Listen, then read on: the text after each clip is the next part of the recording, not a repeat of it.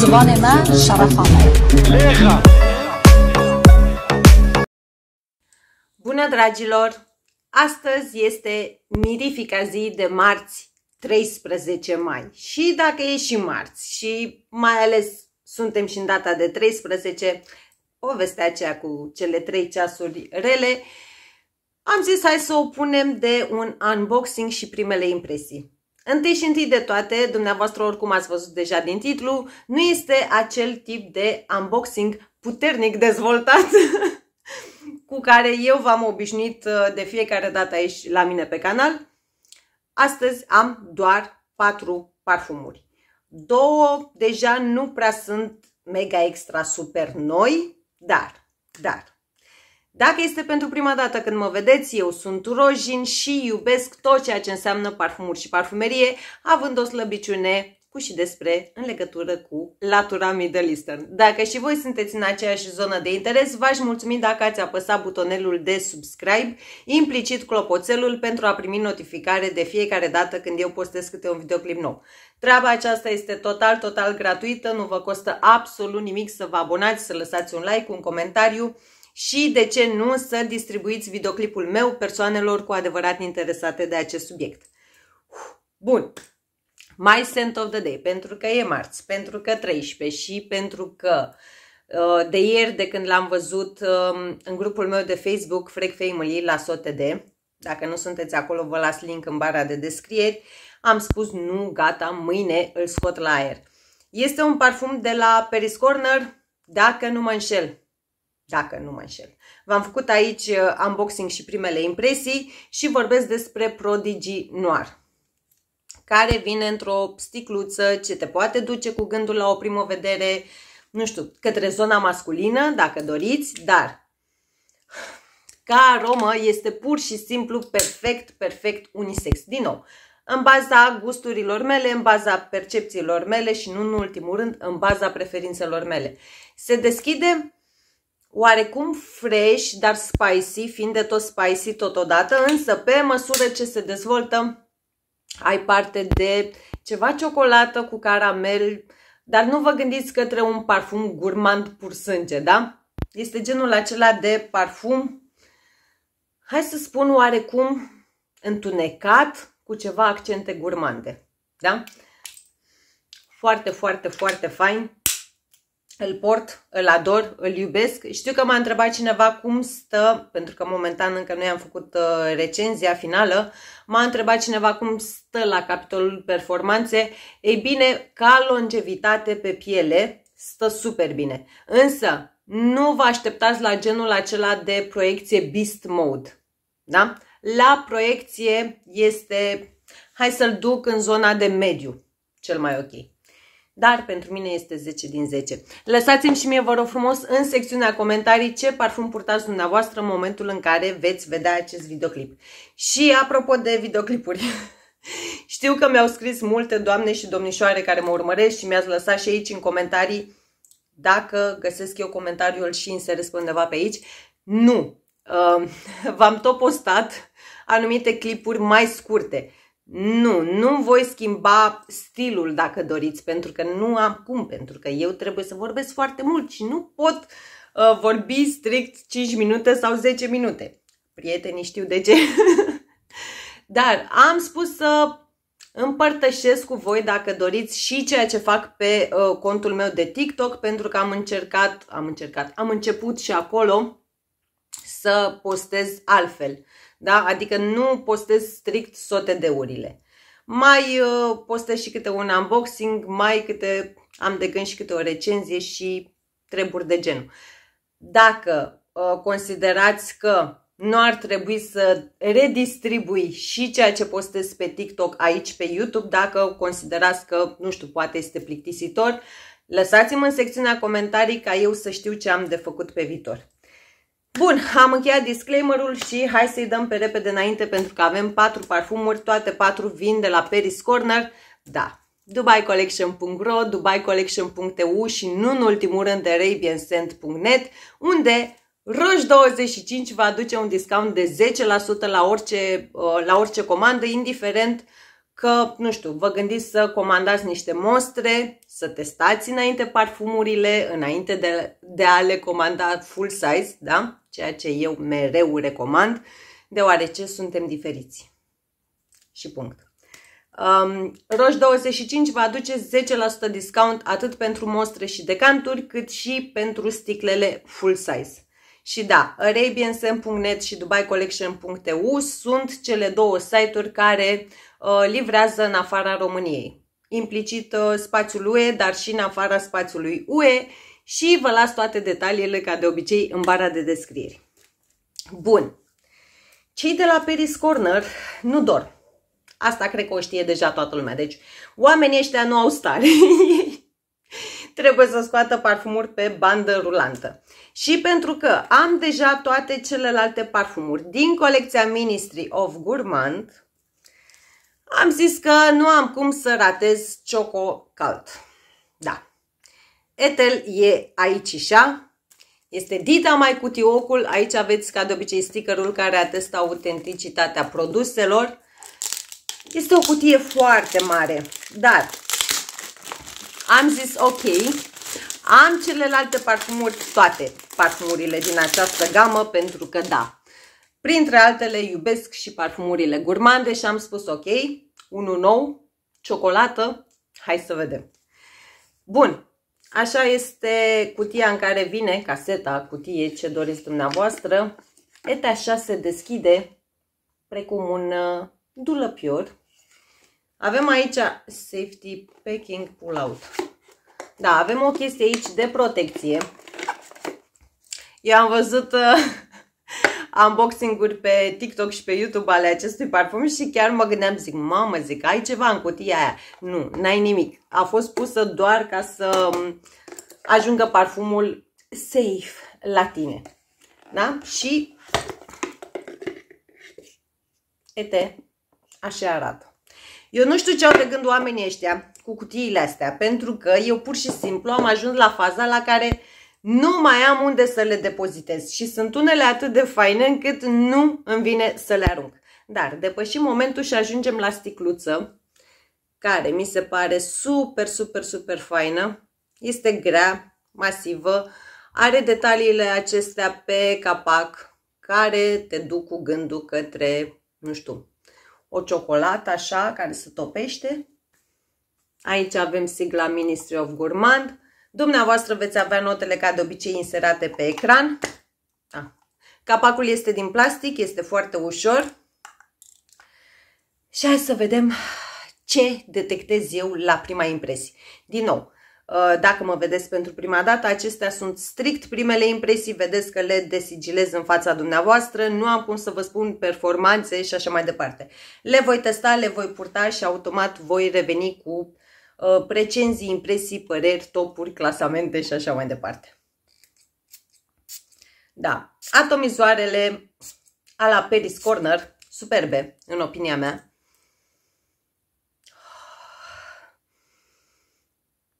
Ciocolată cremoasă, ceva ciocolată cremoasă și, cum să spun eu, ceva umplutură de portocale. Erau niște biscuiți, stați așa. Are și ceva lactonic, nu e genul acela de, cum să spun eu, ciocolată amăruie. Nu, pe mine una nu mă duce cu gândul către o ciocolată amăruie, pentru că intervine ceva fiind de tot lactonic și fiind dulceac totodată. Dar nu e dulcele acela copleșitor lipicios. Are și izul acela de mosc pufos dulceac pe care îl iubesc eu. Combinația aceasta de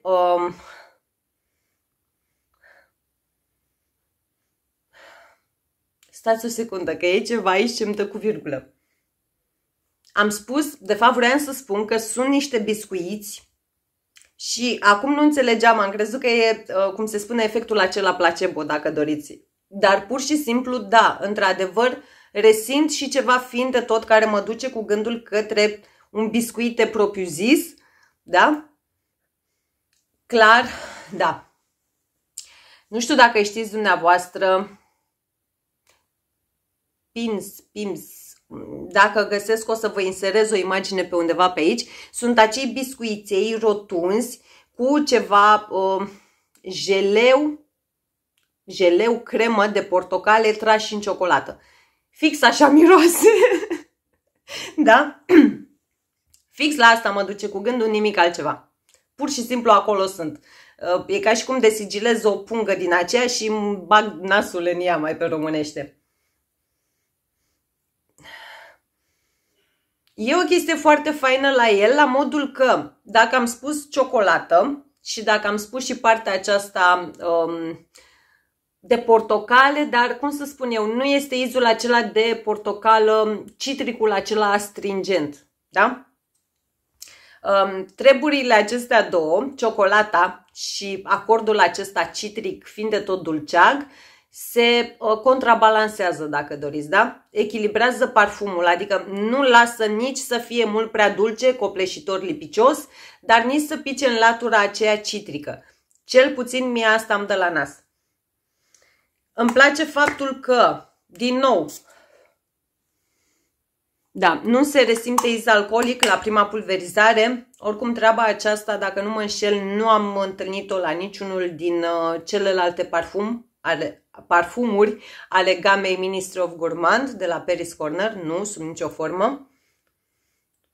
Dar are, cum să spun eu, ori datorită acordului aceluia de mosc pufos dulceag, nu știu, are o structură aerată, dar prezentă. Dacă mă înțelegeți ceea ce vreau să spun.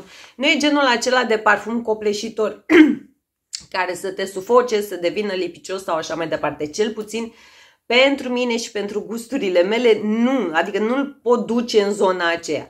Categoric este gurmand, aș spune eu unisex, adică da, l-aș putea vedea pe un domn. Și, nu știu, genul acela de parfum de zi cu zi, jucăuși, adică pe mine una nu mă deranjează să-l port acum. Dar din nou, e treaba aceea, cum ar spune românul, de gustibus, da? Fiecare cu preferințele sale. Pentru mine e ok și acum, pe vremea aceasta, dar din nou, îl văd purtat, combinat cu N și N parfumuri. Ca parfum de sine stătător, nu-l pot asemăna, cel puțin acum în momentul de față. Pentru o primă impresie nu mă duce cu gândul către nimic altceva decât acești biscuiți. Da? Deci nu mi-aduce în fața ochilor niciun alt parfum, nici absolut nimic. Nu. Dacă ar fi să-i dau o notă, la prima pulverizare, i-aș da un 10 din 10. De ce? Pentru faptul că cu cât îl adulmec mai mult, cu cât încerc să îl cunosc mai bine, dacă doriți, îmi dau seama că nu am ceva asemănător nu colecție, că nu sunt colecționară, în casă. Da? Nu am ceva asemănător cu Choco Cald de la Paris Corner. Dar fain. Sunt curioasă să văd dacă după o săptămână se schimbă anumite chestii din el, da? Vedem dacă se transformă ceva. Bun, următorul este un parfum, de fapt este o nouă gamă, o nouă colecție de la Paris Corner, se numește, face parte din colecția Ministry of Oud. Și în momentul în care am văzut sticlele acelea pe site, eram la modul, le vreau pe toate. Deci, nu știu, o să vă inserez și pe aici și pe aici imagini, dacă nu le-ați văzut. Nu știu, sticlele acelea sunt altceva. Din nou, în opinia mea. Dar am zis pentru început să pun mânuța pe Romance Reverie, care vine în această cutie. Foarte faină, din nou, Paris Corner. Ce fac eu cu atâtea cutii? Avem aici stickerul care atestă autenticitatea și să procedem. Cei de la Dubai Collection ne spun pe site faptul că acesta se inspiră dintr-un parfum al casei Xerjoff. Avem și eu un cutter pe aici. Eu mereu nu știu ce fac cu cutterul. Da, nu știu unde e cutterul. Se inspiră dintr-un parfum al casei Xerjoff și anume El Anniversaire, dacă zic eu bine, dacă nu vi-l inserez pe undeva pe aici. Nu-l dețin pe acela, Nu mi-amintesc să-l fi testat în ultima perioadă, dar vedem ce și cum strict în legătură cu acesta, până una alta. Bun, și acum, de unde? De aici. Are un sleeve. Pam, pam. Deci, da, nu am ce să zic. Nu am ce să zic de prezentare. Nu ai cum, pur și simplu. Și cum? Pe aici, nu? Sau cum? Băi, stai un pic. Nu. Deci ai chestia asta aici. Nu se deschide precum o carte. Pur și simplu tragi ete-așe. Și asta e sticla. Deci... nu știu, dar... e ceva... nu, deci n-ai cum. Nu. Un moment pentru această sticlă, pentru că pur și simplu nu ai cum. Nu ai cum. Foarte, foarte faină. Și detaliul acesta de aici cu ture fel. Și partea aceasta, nu știu...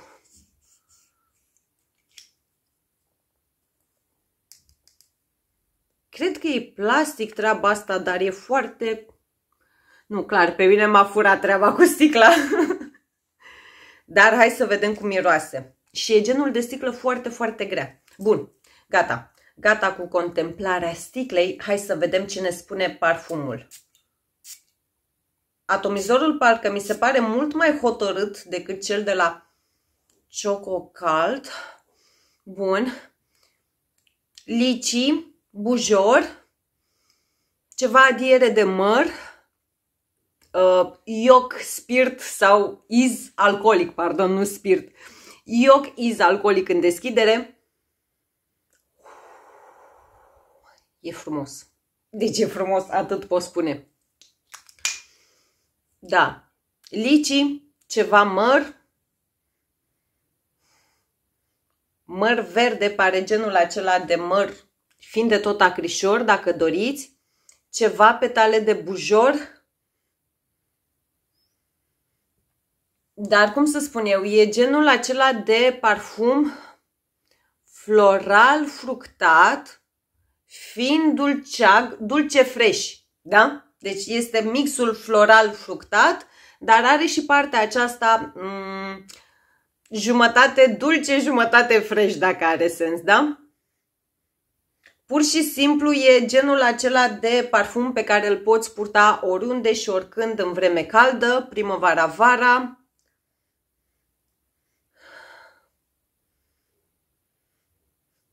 Are și ceva fin de tot efervescent, nu știu dacă datorită acordului de lici, da? Dar nu este liciul acela, bine, în ADN-ul de line este lici combinat cu rubarbă și de aceea vă lasă senzația de acrișor, dacă doriți. Ei bine, nu. Aici, ori datorită, exact cum v-am spus, acordului de lici combinat cu bujorul acela, îți lasă senzația de efervescent, genul acela de parcă are și un iz fin de tot pudrat, dar foarte, foarte fin, undeva în fundal, dacă doriți. Da, e cu siguranță genul acela de parfum care înclină foarte mult în latura feminină, către latura feminină și, nu știu, nu-l văd, cum să spun eu. Nu este genul de parfum care să fie prea mult dacă l-ai purtat de zi cu zi, adică ar putea fi cu succes acel parfum semnătură, dar parcă are și ceva, un aer de eleganță în el, chiar dacă sună clișeu, dar nu știu, e genul de aromă care mă duce cu gândul către un garden party, cochet, lume bună, cum se spune, și pur și simplu ai acolo o rochiță de designer pe tine și da, stai la o șuietă cu fetele și savurezi o cupă de șampanie în care s-au pus câteva felii de lici. Undeva pe acolo sunt. Dar dacă vă spun lici, dacă vă spun lici efervescent, nu mergeți cu gândul sub nicio formă către zona lui Kylie Eden Sparkling Lici. Nu. În afară de nota de lici, nu au nicio legătură. Nu, acesta este mult mai rafinat, ușor mai Nu aș vrea să spun matur, că nu vreau să înțelegeți că are ceva din zona old school. Nu, sub nicio formă nu. Nu e izul acela vintage, nu.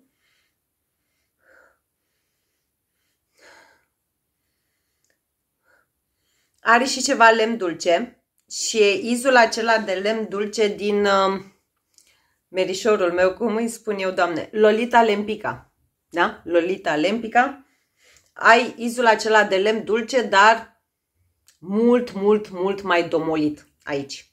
Nu e la fel de in your face, dacă doriți. Dar da, dacă doriți, ca să vă fac așa o paralelă, să înțelegeți care e treaba cu izul acesta de lici, acordul de lici de aici, gândiți-vă că ADN-ul lui Kayali Eden Sparkling Lychee este acea tânără de 17 ani, iar Romance Reverie este acea doamnă sau domnișoară undeva în jurul vârstei de 25 de ani, da? Nu este diferență foarte mare, însă, nu știu cum să spun, e cu totul altceva. Chiar dacă, din nou, mă repet, mă leg strict de acordul de lici, îl avem și aici. Nu. Adică este ok dacă ai Kayali Eden Sparkling Lychee sau oricare alta din inspirațiile sale, îți poți comanda acest parfum pentru că nu e vorba de aceeași poveste, da? Asta vreau să încerc să vă spun. Dar e fain. E fain. Nu știu, eu n-am vedea purtându-l de zi cu zi, în vremea caldă, pentru seară, ținând cont de faptul că eu sunt acea iubitoare de parfumuri mai opulente, l-aș purta și seara, dar combinat cu ceva. Dar așa, nu știu, să-l porți de zi cu zi, mi se pare mega feminin, mega elegant din nou, pentru o primă impresie. Vedem pe parcurs. Și am ajuns acum la la ultimele două parfumuri despre care v-am spus de la începutul videoclipului că în momentul de față nu mai sunt chiar atât de noi. Dar, na, într-un final le-a venit și lor sorocul.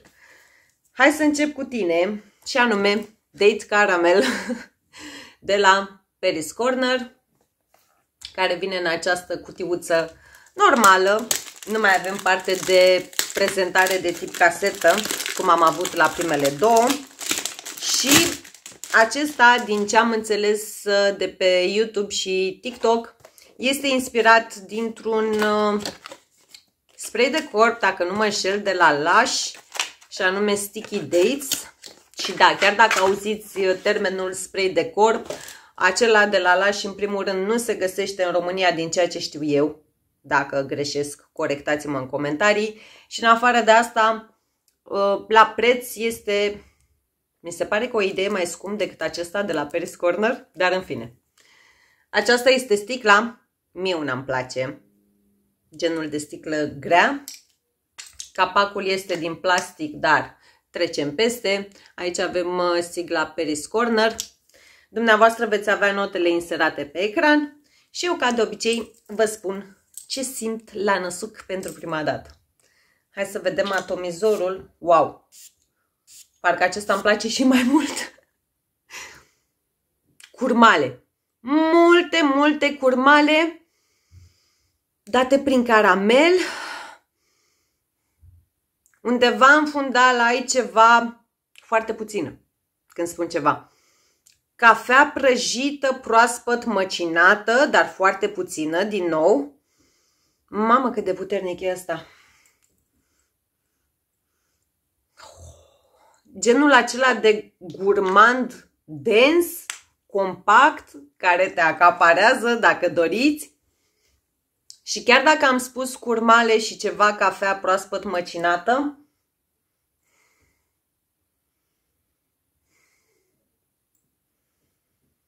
nu îl duc în zona Hamra/Hamra Kawa. Nu. În afară de acordul de curmale, care este lucrat ușor diferit aici, nu găsesc nicio asemănare. Nu vă gândiți la faptul că Date Caramel este o altă abordare a lui Hamra/Hamra Kawa. Nu. N-are nicio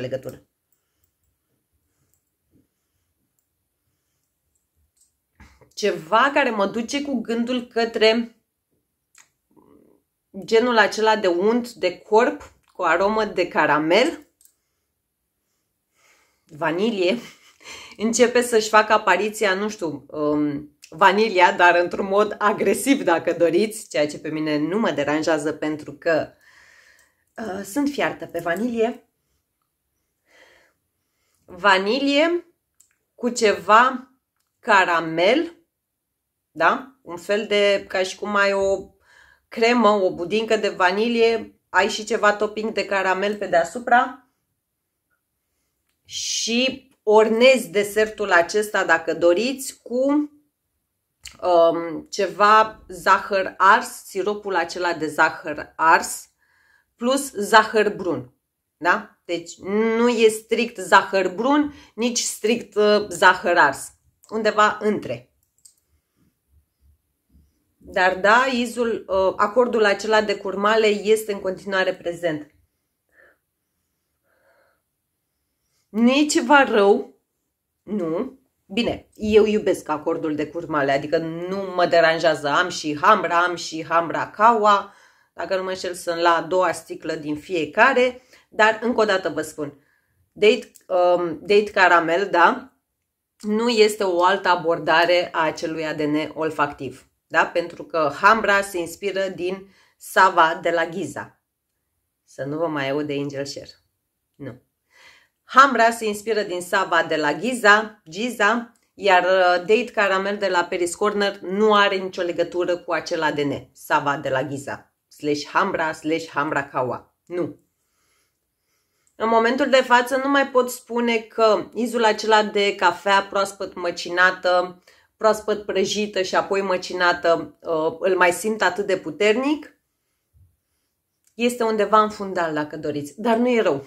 Dar este genul de aromă gurmandă 1000%. Da? Deci clar trebuie să fii fiartă pe gurmande ca să poți iubi acest parfum și din nou trebuie să fii fiartă pe acordul de curmale. Este prea mult pentru primăvară, din nou, în baza gusturilor mele, nu. Eu mă văd purtându-l atât ca parfum de sine stătător, cât și în foarte multe variante de layering. Nu, pentru mine una nu e prea mult. Dar, din nou, dacă sunteți acele doamne sau domnișoare fierte pe parfumuri fresh sau florale sau moscate, cu siguranță o să spuneți că acest parfum este pentru vreme rece. Nu, pentru mine și pentru ceea ce prefer eu, e ok, nu e nimic prea mult aici. Și ultimul, dar nu cel din urmă, Molten Caramel. Frățiorul, suriorul lui Date Caramel. Hai să vedem ce și cum. Acesta am înțeles că este o reinterpretare pentru Cheirosa 71. În momentul de față nu mai am acel parfum full size. Hai că eu deschideam cutia și nu vă arătăm. Din nou, stickerul care ne atestă autenticitatea. Aceeași prezentare precum Date Caramel. Da, aceeași sticluță, doar că avem Molten Caramel. Nu știu, mie îmi plac sticlele astea. Mi se par așa minimaliste, fancy schmancy. Chiar îmi plac. Bun, hai să vedem cum miroase. Același capac din plastic și să vedem. Același atomizor fine.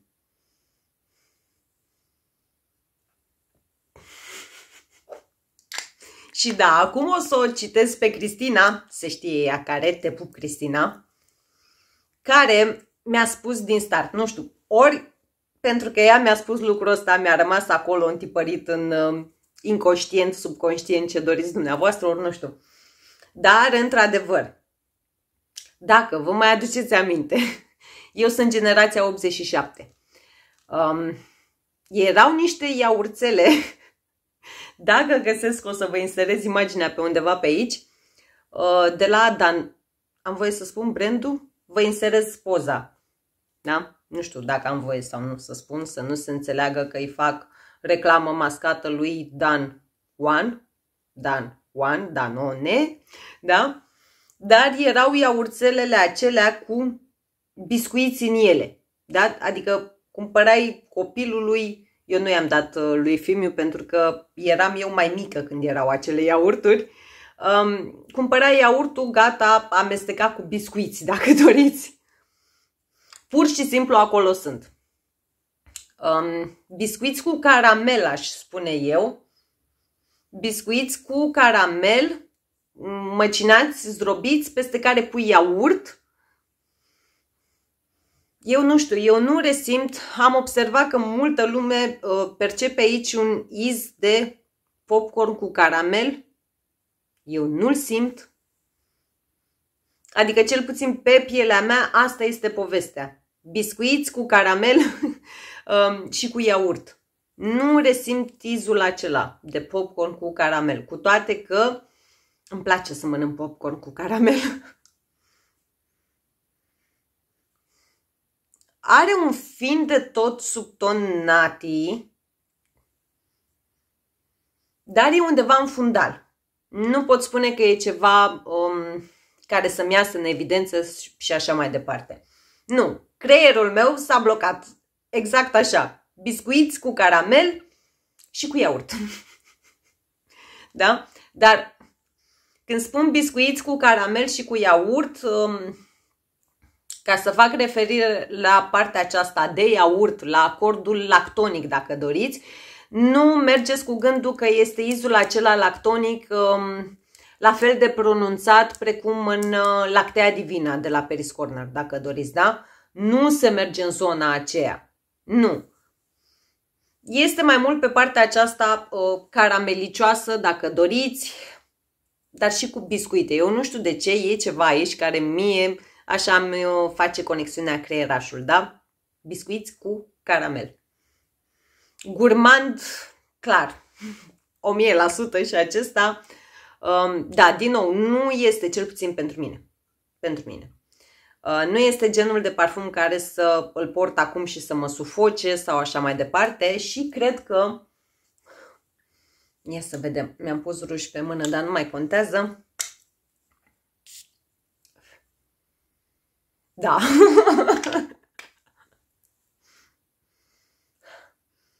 Doamne, cât de fain se îmbină. Dacă le aveți. Combinațiile, atât vă spun. Pur și simplu combinațiile. Sunt superbe ca parfumuri de sine stătătoare, dar merg între ghilimele că n-au piciorușe săracele în foarte multe variante de layering, însă dacă le aveți, combinațiile împreună. Da? Deci combinațiile împreună și lăsați-mi în secțiunea comentarii ce impresie vă lasă acest combo. Da.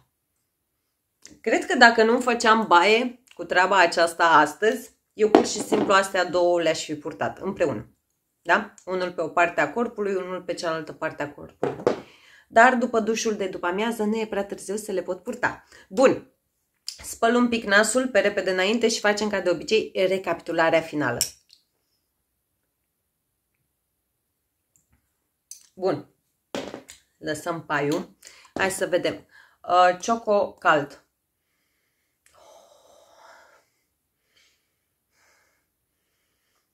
Acum, nu știu, e o combinație aici, ceva vanilie combinată cu moscul acela pufos dulceag și cu foarte, foarte puțin caramel. Dar acordul acesta, moscul acesta pufos dulceag, nu știu, îi dă structura aceea aerată, dacă are sens, da? Nu este dulcele acela copleșitor, dacă doriți. Mai degrabă, ca să vă fac o paralelă, să mă înțelegeți, nu știu, mă gândesc că acestea două, fiind de ceva timp pe site-ul celor de la Dubai Collection, le aveți sau le-ați avut la mostre, la decant și le cunoașteți. Să vă fac o paralelă, Choco Cald mi se pare mult mai aerat față de acestea două, da? Nu este genul acela de parfum copleșitor, învăluitor, precum sunt Molten Caramel și Date Caramel. Nu. Este gurmand. Este unisex. Dar nu e ceva care să te ia durerea de cap sau așa mai departe. În momentul de față, dacă ar rămâne la acest nivel, cu toate că fiind new release, cum ar spune românul, după o săptămână cred că se va mai macera, matura, oxida, îmbătrâni și așa mai departe și se va transforma. Însă dacă ar rămâne la acest nivel, cum îl percep eu acum, eu una l-aș purta și în seriile de vară. Adică nu e ceva care să te ia capul, nu e ceva care să-ți creeze disconfort și așa mai departe. Cel puțin pentru mine și pentru gusturile și percepțiile mele. Bun. Ce avem aici? Romance Reverie. Nu știu, sună clișeu. Știu, îmi cer scuze, însă creierul meu în momentul de față nu spune decât atât. Miroase scump, miroase a cucoană fiță. Da? Deci nu. Și când spun cucoană, nu vă gândiți la, din nou, doamnele acelea care au o anumită vârstă, da? Nu.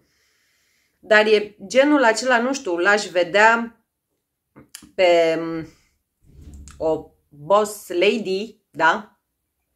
E genul de parfum pe care l-ar purta atât o șefă, între ghilimele, cât și o studentă, nu știu, ceva așa de zi cu zi.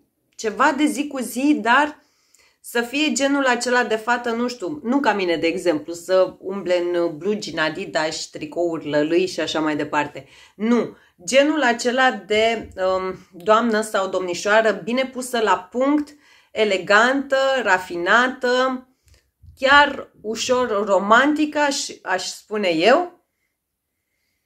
Da, miroase elegant, scump, feminin, dar e genul de parfum pe care eu una l-aș purta, din nou, eu personal, în baza gusturilor și preferințelor mele, aș abuza de el în vremea caldă. Da, cu siguranță în vremea caldă. Are ceva care îți dă doza aceea de refresh, dacă doriți. Nu știu dacă mă înțelegeți ceea ce spun, dar foarte, foarte, foarte fain. Foarte fain. Și chiar dacă vine sub colecția, chiar dacă face parte din colecția Ministry of Oud, nu ai oud aici. Nu ai acord de oud, nu ai adiere de oud, nu. Nu vă lăsați speriate de treaba aceasta cu Ministry of Oud. În primul și în primul rând, nu miroase absolut deloc Middle Eastern. Nu are iz de parfum arabesc și nu-l pot asemăna, cel puțin acum, în momentul de față, nu-l pot asemăna cu nimic din ceea ce am sau am testat până în momentul de față. Dar da, foarte, foarte fain. Exact cum v-am spus, că de-aia se spune că primele impresii îți creează impactul acela, rămân întipărite în creier. Nu știu, pur și simplu genul de aromă pe care ai putea să o simți în aer atunci când mergi la un garden party cu oameni de fițe, oameni de bună calitate și așa mai departe. Așa miroase. Bun. Și eu acum le-am combinat. Vreau să... Doamne, dar cum miros împreună. Hai de mine. Deci, nu știu.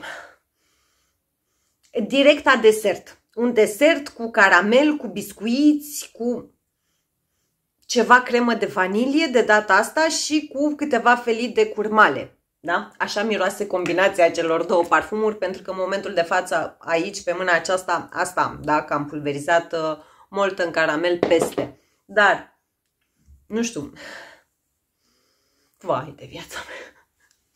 Aceste parfumuri, cel puțin acum, pentru o primă impresie, poate mă înșel, vedem peste ceva timp, dar Molten Caramel de la Paris Corner, alături de Date Caramel de la Paris Corner, sunt acele parfumuri care le porți când vrei să fii mâncată. Și acum fiecare înțelege ce vrea, da? Dar pur și simplu mie așa miroase. Nu sunt parfumuri, adică mie cel puțin, asta îmi conturează în minte, nu sunt acele parfumuri pe care le-aș purta când vreau să fiu parfumată, da? Sunt mai degrabă acele gurmande, din nou, între ghilimele, pur sânge, pentru că asta, nu știu, asta îmi lasă mie senzația. Dar împreună, Doamne Dumnezeule, Paris Corner. Dacă vrei să faci încă un al treilea parfum, da, mergem pe rețeta Alapsar, combină Molten Caramel și Date Caramel, combină-le într-unul singur și fă un al treilea parfum, da? Crede-mă că e... Da, bun. Și îmi lasă senzația de apă în gură și am zis că nu mai mănânc dulce, dar e ora 1 acum când eu filmez. Trebuie să fug la grădis, să-mi recuperez juniorul și pot să mă răsfăț cu nițică ciocolată. Bun, minutul 40, n-am mai ajuns la minutul 45 cât o repriză de fotbal, dar aia e. Dacă ați rămas alături de mine până în momentul de față, să rămână mult. Dacă nu v-ați abonat, v-aș mulțumi dacă ați face-o și dacă ați testat Choco Cult, Romance, Reverie sau aceste două mâncabile, Molten Caramel și Date Caramel, lăsați-mi și mie, vă rog frumos, impresiile dumneavoastră în secțiunea comentarii. Din nou, ajutați-mă și pe mine. Dacă vă deranjează faptul că eu m-am gândit să distribui și ceea ce postez pe TikTok aici pe contul de YouTube, spuneți-mi și nu o mai fac, nu știu.